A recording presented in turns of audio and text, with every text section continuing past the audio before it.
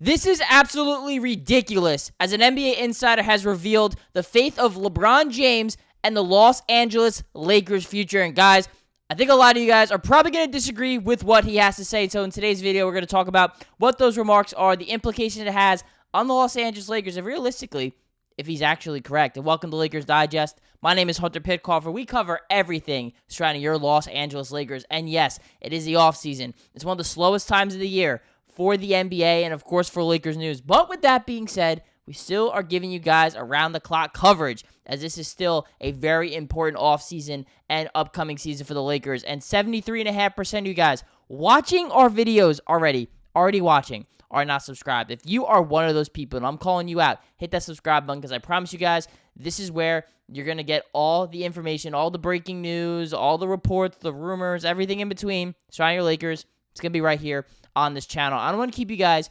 waiting too much longer. You're probably wondering this ridiculous news and the homecoming for the King that is being proposed right now by none other than LeBron's best friend, and I say that in sarcasm, Stephen A. Smith. This is what he had to say about LeBron James on First Take a few days ago, saying, quote, "But we know it has become crystal clear that the weather in Hollywood is the only reason LeBron is there, because he damn sure ain't going to win a championship there. It ain't going to happen. Not with Oklahoma City. Be mindful of Dallas. Don't dismiss Houston. Minnesota and Ant-Man already sent them home. I love me some J.J. Redick. Did a damn good job. And I think they're going in the right direction, keeping Luka Doncic." So Stephen A. Smith, flat out, just throwing LeBron James under the bus, saying that he is not going to win a championship with the Los Angeles Lakers. We're going to talk about that a little more in detail here, but I want to keep talking about what Stephen A. Smith had to say on this matter, saying, getting specifically to LeBron here, it has got to the point where I think it warrants it, bro. Why don't you just come back to Cleveland and end your career there? And also saying, quote, "This cannot be disputed. He'd have a better chance to win in Cleveland than he would in LA. The road through the Western Conference is," I don't know how to say that word, to say the least. And also saying, quote, "If LeBron James came back to Cleveland, you're the favorites to come out of the East. You bring the trip back to Cleveland, and you say goodbye, five-time champion, tying Kobe Bryant, Tim Duncan, and the crew." And I will say this, guys. I do think there is some logic with what Stephen A. Smith is saying. The Eastern Conference is definitely not at its peak like it has been for a couple of seasons here. The Indiana Pacers, who just went to the NBA Finals, took the Oklahoma City Thunder to 7 games. They will be without Tyrese Halliburton for the entire season after he tore his Achilles in Game 7. The Boston Celtics, they also just shipped out Drew Holiday. They shipped out Kristaps Porzingis. And on top of that, they don't have Al Horford right now. And, of course, the elephant in the room, Jason Tatum, also dealing with a season-ending injury there as well. So, with the Achilles. So, those are two teams that are arguably the two best teams in the East that will not be competing, realistically for a championship. So the Cleveland Cavaliers, the team that was number 1 seed in the Eastern Conference, yeah, if they added LeBron James, I do think they would be the favorites. Now, it would take a lot to happen. The Cavs would need to give up a lot of their assets. Would they do that? That's kind of where I draw the line in the sand, because I don't realistically think that is going to happen. And Stephen A. Smith, to be fair, kind of does allude to that fact, again, in what he had to say here about LeBron James, saying that, LeBron is there because he likes the weather, he likes being in Hollywood, but this is where I am personally going to have some pushback here with Stephen A. Smith, although I do say,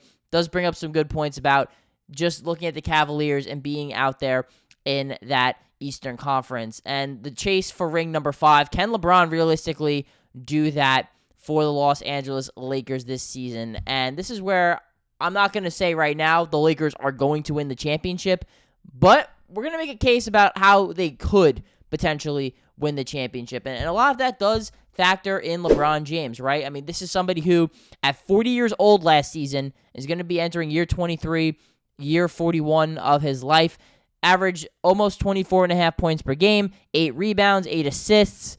The shooting still pretty impressive for LeBron. He finished 6th in MVP votes. He finished second team All-NBA, and this was someone who at 40 years old was voted the Eastern Conference Player Western Conference Player of the Month in the month of February. And that's when, of course, that big trade happened, and the Lakers really needed to lean on LeBron James as they were transitioning from Anthony Davis to Luka Doncic, who didn't play a lot of February because he was also recovering from an injury. So LeBron James is still, if you look at last season alone, a top 10 or so NBA player still. Like, let's not think about LeBron James and his entire career in totality. Look at him right now as an individual basketball player. He's a top 10 player in basketball. The Lakers just got a top 5, argue even a top 3 player in the NBA in Luka Doncic, who right now is in the best shape that we have seen him in since his early days with the Dallas Mavericks. So now you have Luka Doncic. LeBron is not the best player. He's a top 10 player who's the second best player on his team. That alone makes you a championship caliber team. Not saying the favorites, but it does make you a championship caliber team that can contend. On top of that, too, I know it's been an offseason where you can argue maybe the Lakers should have done more. Maybe they're prioritizing future cap and asset flexibility a little too much here. But they still do have these assets to upgrade the roster, and they have definitely gotten better this offseason. They did not get worse. They added Marcus Smart without giving up anything. They added DeAndre Ayton without giving up anything. They added Drake LaRavia without giving up anything. And yes, losing Dorian Finney-Smith, that sucks, and that was a big loss. But those 3 players combined are definitely an upgrade over just Dorian Finney-Smith. They also added Duke Thero. Who knows? Maybe he makes an impact. Maybe he doesn't. But down the line, that could be somebody who could be a nice player for the Lakers. And on top of that, too, you bring back Austin Reaves. Rui Hachimura is still on the roster. They still have guys like Vanderbilt, Gabe Vincent. Again, some of those guys can get traded. Jackson Hayes definitely more fitted as a backup center than a starter. So the Lakers have gotten better this offseason. I believe they are about the 4th, maybe 5th best team in the Western Conference. And look, everyone's just penciling in the Thunder as the top team. Rightfully so. They're really good. They just won a championship. They're young. They re-signed all their guys. Houston just made a huge acquisition for Kevin Durant. We know the Denver Nuggets, of course. They made some moves. But look, the season does not always end up the way we think it's going to end up. And the Lakers had made good acquisitions. They addressed some of their issues. And ultimately, I believe they are a better basketball team now in August than they were in April when they lost in 5 to the Minnesota Timberwolves. So they have upgraded the roster. They've become a better team. The question is it enough? And we'll really get into depth with that, guys, throughout this summer and throughout this offseason. So we do ask, again, if you've made it all the way through this video and you're not subscribed, because, again, 73.5% of you guys watching our content are not subscribed, hit that subscribe button, because I promise you guys, we are trying to give you guys around-the-clock daily content surrounding your Lakers. There's not many channels out there that can do it, but we find every nook and cranny, any rumor report, anything surrounding your Los Angeles Lakers, it will be covered here on Lakers Digest.